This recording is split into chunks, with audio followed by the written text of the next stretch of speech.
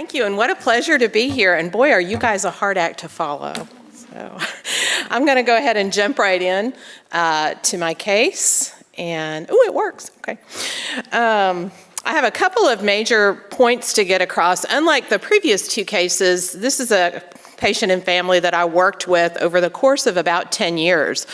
And as you can imagine, lots of issues coming up in that 10-year period of time. Some of the things that I'll touch on are refusal of care, staff discomfort with cultural practices, denial or accommodation of specific practices and rituals, and finally, my own boundary issues.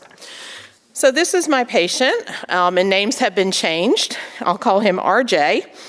And he was delivered prematurely at a community hospital in what I would term a crash C-section, from reading his medical records, which left him with profound hypoxic ischemic encephalopathy, severe chronic lung disease. He had multiple cardiac complications and developed over time severe mobility impairments, profound intellectual disabilities, developmental delays.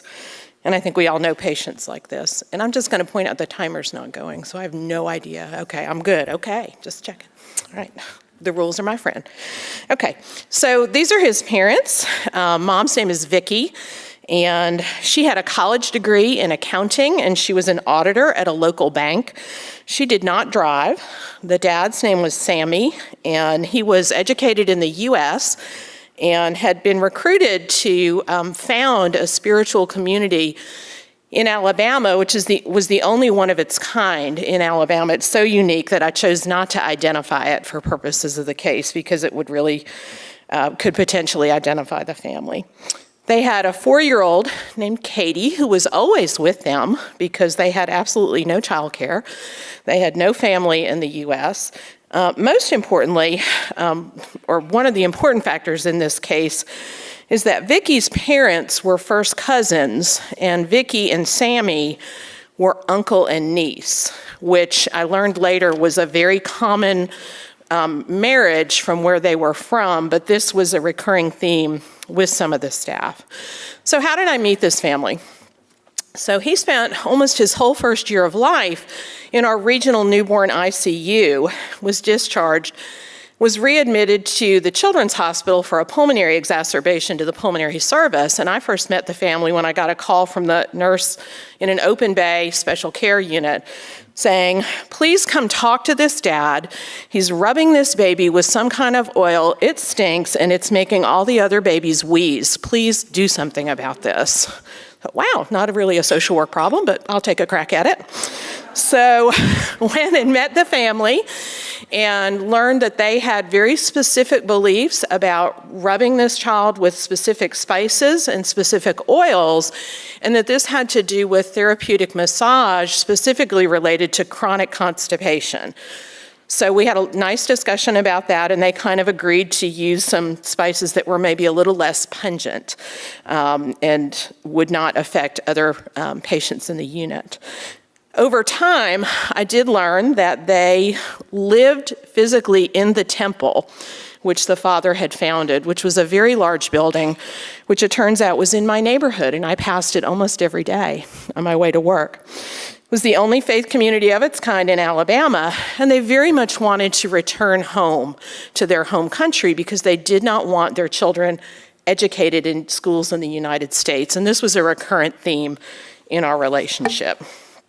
So what were some of the cultural practices that were kind of upsetting to the staff? And I could go on and on with this list. I chose just a few. One was feeding practices. This little guy was clearly aspirating, and the family had declined a gastrostomy tube on multiple occasions. They had a tiny little tin cup that they wanted to use to feed him small sips repeatedly to try to hydrate and nourish him. And this went on for several years, and it really became clear RJ was never going to be able to sustain his growth using this method.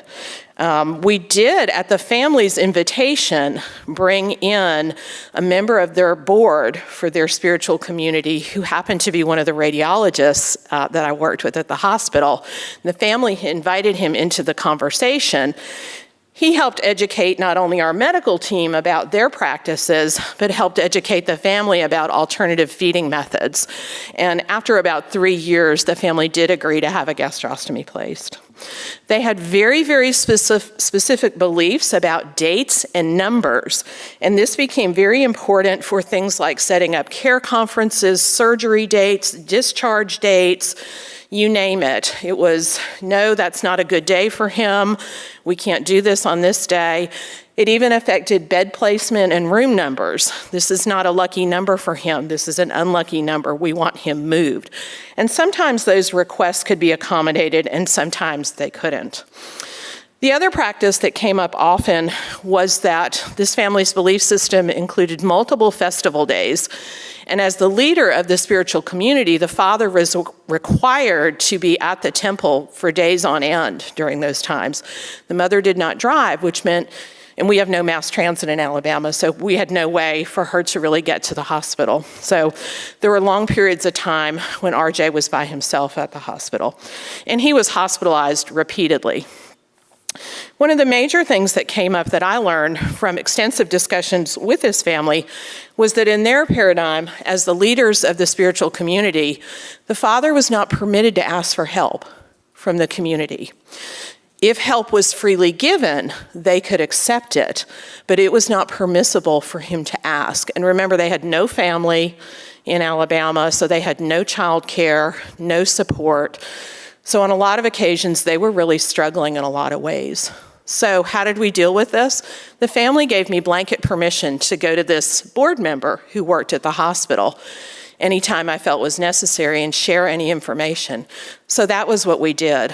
One thing that came up that was very relevant to his care was that they were really living in substandard housing. They lived physically in the temple in a 2-room suite that was originally designed as guest quarters with a common bathroom and kitchen at the opposite end of the building that was used for all members of the congregation and when they rented the temple out for functions.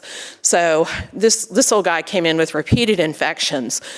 And after making a home visit to try to get to the bottom of this, we realized we're never gonna fix this. We're gonna have to help them move.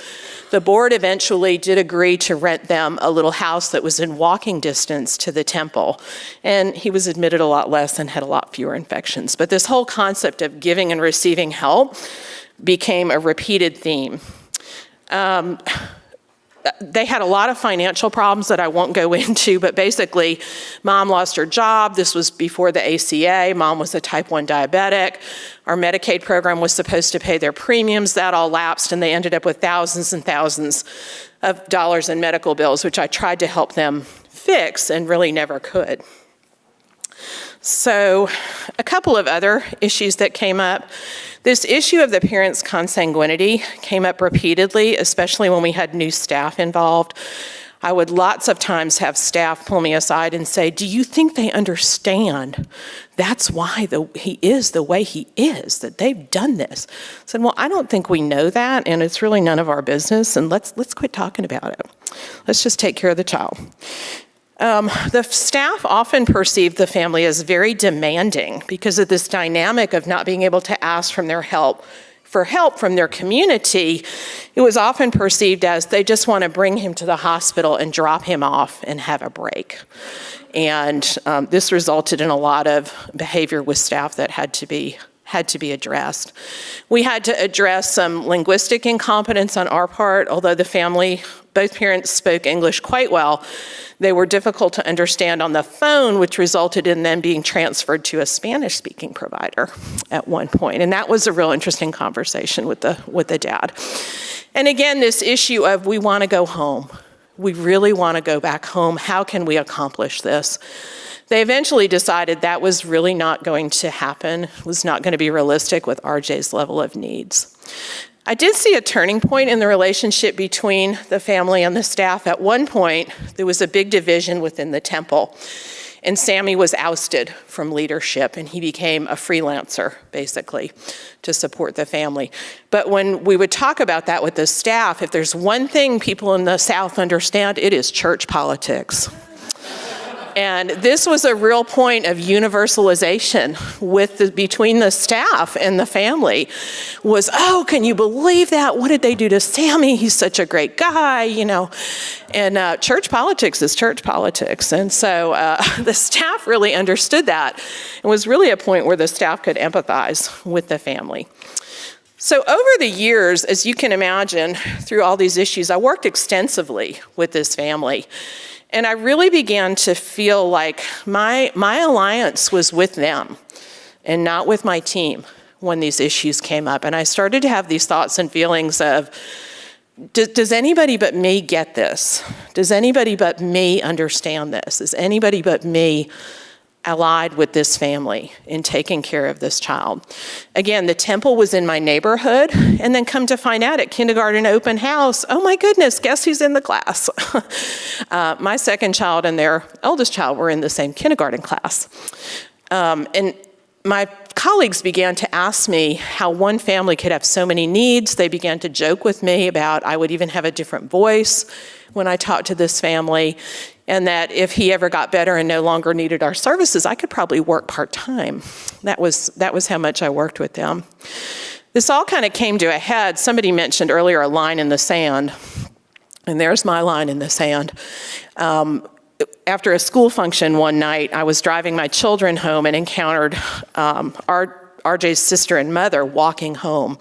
Dad often would stay at the temple because he had to be on call for walk-in worshipers.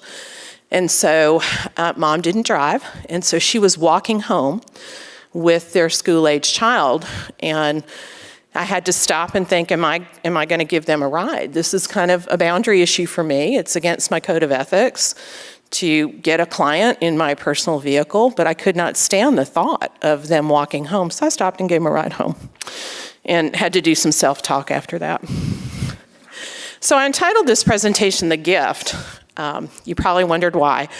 At one point, after RJ had been in the hospital for about a year after a complex cardiac surgery, he was finally getting ready to go home, and the family was ecstatic, and they planned this beautiful celebration to thank the staff, cooked foods from their native country, came in their native dress, and it was wonderful and lovely, and then they started handing out gifts. And we have an institutional prohibition on accepting gifts from family, as does my professional code of ethics. And I had to stop and think, oh dear, how am I going to handle this? And so my code of ethics says you may not accept gifts from clients unless it would be offensive to turn it down. And so as the family handed me this gift and began to describe that this was the national bird of their home country and what it meant to them and the symbolism, and proceeded to talk about what I had meant to them, I thought, okay, I'm not turning this down. So that would be offensive. And so it hangs in my office. And as I was telling this to someone who was in my office many years later and telling him about this child, he said, his comment to me was, sometimes you just kind of have to be human. And it's okay to take a gift, Claire. And as I reflected on that, I thought, yes, I accepted this gift, this tangible gift, but the real gift was that the family let me in during this very stressful period of time in their life, and that they trusted me enough to let me in.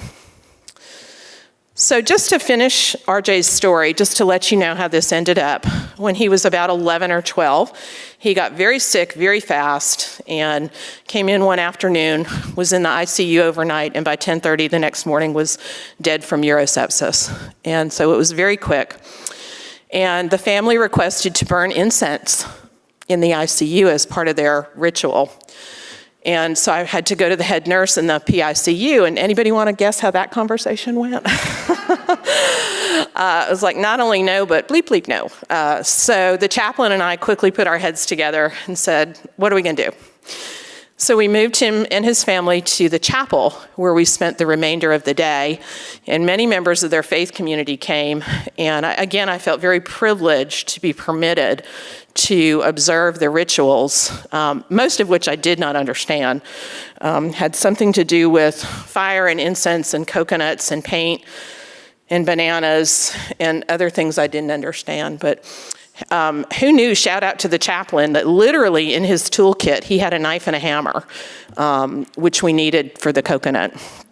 So, and then just to conclude, one of the physicians and I spoke at his funeral, and to add up another layer to our cultural discomfort, we were asked to participate in a ritual that was very not in our custom. The physician was a devout Roman Catholic and kept whispering to me, "We're not doing this. We're not doing this. I'm going to go to hell. We're not doing this." And I kept whispering to him, "Oh no, we're doing it. We're doing it. Come on." And so we participated in the family's rituals. And then interestingly, the mom now works at the hospital, and every time I see her, she asks me how my children are.